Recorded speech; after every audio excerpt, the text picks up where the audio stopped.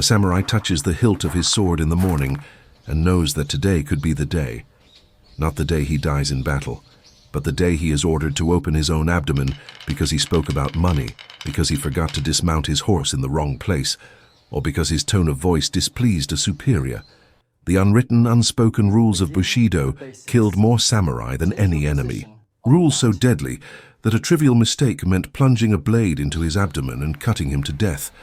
This is not romantic legend, it is the brutal truth that no one tells you. In 1623, a samurai forgot to dismount from his horse in a restricted area of Edo Castle. Hours later, he was dead, not executed by an enemy.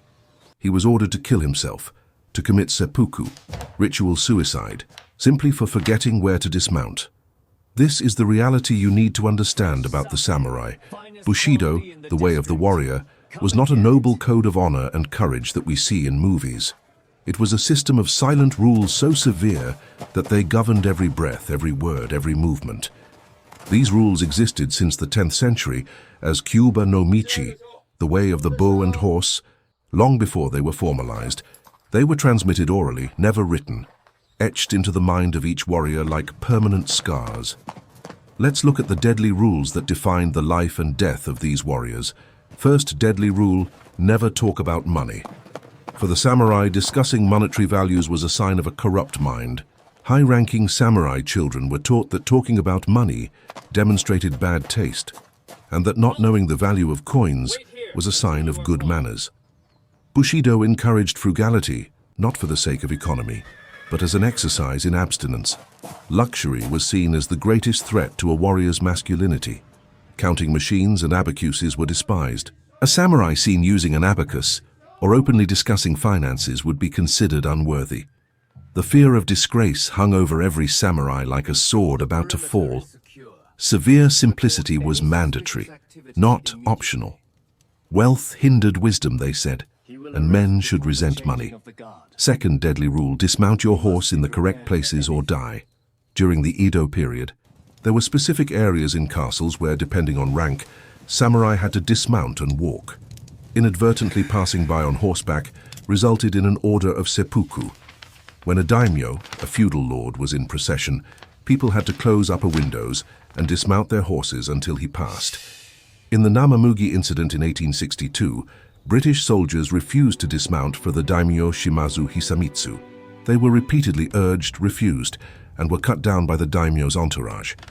If they had been Japanese, it would have been kirisute gomen, a justifiable act of killing an insolent commoner. These rules of spatial etiquette were a matter of absolute life or death. Third deadly rule, total control of words. In 1623, a subordinate cursed his superior in a guard unit at Edo Castle. The superior reported it to the shogunate official. After consideration, the subordinate was ordered to be seppuku, for cursing. Words carried the weight of execution. Samurai were taught, if you can finish something without speaking, finish it without a word. If you need to speak, use few words according to reason. Opening your mouth indiscriminately brings shame. Honesty was so sacred that lying resulted in execution. Samurai did not use written contracts because that would cast doubt on the veracity of their word. Bushi no ichigon, a warrior's word, was sufficient guarantee. There are accounts of samurai executed for lying. Their word was their life. And could you live in a place where every word could be your death sentence? Leave your opinion in the comments. Fourth deadly rule, how you die defines who you were. If a samurai failed in his duty or brought shame, he had to perform seppuku to restore honor. The correct method was to plunge a short sword into the left side of the abdomen, pull laterally to the right and turn upwards. Extremely painful and slow. Death came from the kaishakunin, an assistant with a long sword who decapitated after the abdominal cut. The kaishakunin had to execute a perfect cut, leaving the head hanging by a small piece of skin, preventing it from rolling undignifiedly. Some chose jumonji giri, a cross-shaped cut without a kaishakunin. The second most painful vertical cut was in the abdomen. The samurai had to endure suffering silently until bleeding to death, hands over his face. To avoid screams, they were given cloth to bite. When intense pain came, they pressed the cloth to their mouths, avoiding unwanted sounds. Composure until the last breath was mandatory. Fifth deadly rule, absolute loyalty above one's own life. Loyalty to one's superior was the most distinctive virtue of the feudal era. The 47 Ronin illustrate this perfectly. In 1701, Lord Asano was coerced by the shogun into unjustly committing suicide due to a duel initiated by Kira that escaped punishment. The 47 vassals swore revenge, stormed Kira's mansion and beheaded him. The remaining 46 Ronin were compelled to commit seppuku despite public outcry.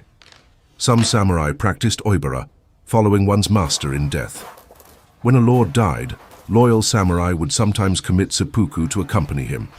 This practice was banned because it resulted in the loss of many experienced warriors at once. Loyalty was literal, to live and die for one's lord without question. Sixth deadly rule, unwavering rectitude. Rectitude, called gai, was the strongest virtue of Bushido. One samurai defined it as, rectitude is the power to decide one's course of action according to reason, without hesitation, to die when it is right to die, to attack when it is right to attack. Another said, rectitude is the bone that gives firmness. Without bones, the head does not rest on the spine, hands do not move, feet do not support themselves. Without rectitude, neither talent nor learning makes the human body a samurai. During the Edo period, seppuku became a method of punishment to maintain the status system. If samurai from different clans fought and one drew his sword, wounding the other, both could be ordered to perform seppuku. Regardless of character or who started the fight, justice was absolute. There were no gray areas. Seventh deadly rule, true courage versus foolish bravery. Bushido distinguished bravery from courage. Courage is worthy of being a virtue only if exercised in the cause of righteousness. Confucius said, to perceive what is right and not do it reveals a lack of courage. Courage is doing what is right. It wasn't about gloriously seeking death. A common myth is that Bushido demanded never retreating from battle, even with impossible odds. Reality, samurai studied Sun Tzu's The Art of War. One suggested strategy was to retreat if the battle was impossible to win. Samurai were practical warriors. If the battle could not be won, retreating was acceptable. Unacceptable was showing cowardice or fleeing out of personal fear. Courage without righteousness was merely violence without purpose. Eighth deadly rule, benevolence balancing the power to kill. A man with the power to command and kill had to demonstrate extraordinary powers of benevolence and mercy. Love, magnanimity, sympathy, and piety are traits of benevolence, the highest attribute of the human soul. Confucius and Mencius said that the highest requirement of a ruler is benevolence. Respect transcended etiquette. It was a profound recognition of the value and dignity of others, regardless of status. In combat, samurai showed respect by honoring the bravery of opponents, treating the fallen with dignity, and avoiding unnecessary cruelty. The code extended to prisoners of war, often treated with unexpected kindness, reflecting a commitment to justice and honor. Force without compassion was tyranny, not Bushido. Ninth deadly rule, daily meditation on inevitable death. Every day, when body and mind are at peace, one should meditate on being torn apart by arrows, rifles, spears, swords, being swept away by waves, thrown into a great fire, struck by lightning, shaken to death by an earthquake, falling from 1,000-foot cliffs, dying of illness, or committing seppuku upon the death of one's master. Every day, without fail, consider oneself as dead. This meditation was mandatory routine. The meaning of life was understood in terms of the ability to find the right time and place to die. The most important concern was not whether they would die in battle, but how they would die. Samurai were judged by their behavior at the moment of death. The most composed warrior who lost his composure on the brink of death and died without upholding the highest traditions would have disgraced the entire samurai class. 10th deadly rule, female samurai followed equally lethal codes. The wife of a dishonored samurai often followed her husband in death. His shame was hers. They practiced jigai, tying knees together so the body would be found in a dignified position, cutting throats to sever the jugular vein. Invading armies would enter houses and find a woman sitting alone, her back to the door. Upon approaching, they would discover she had ended her life before they arrived. Nakano Takeko, a 19th century warrior, fought for her clan against an imperial army. She led Joshigun, a force of hundreds of female warriors. They attacked the imperial army with swords, vowing to fight to the death. In the final battle, Takeko killed several men with her sword before being shot and killed. Honor had no gender. 11th deadly rule. These rules were not optional. If a man does not investigate Bushido daily, it will be difficult to die a courageous and manly death. It is essential to engrave the warrior's business deeply in one's mind. Born into a warrior's house, one's intentions must be to grasp long and short swords and die. Bushido was not about how to live, it was fundamentally about how to die with honor. Silent rules shaped entire society. The lifelong employment system in modern Japan, where a company assumes a man's social identity, mirrors the samurai's obligation to their lord. To quit or act independently is still dishonorable. Education and examinations emphasize effort, conformity, attention to detail, all echoes of samurai training.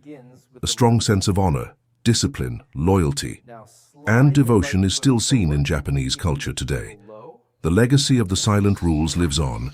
If you were shocked to discover that samurai could be ordered to commit suicide for forgetting where to dismount from their horses or for talking about money, leave a like and subscribe to the channel for more surprising revelations about samurai warriors that nobody tells you.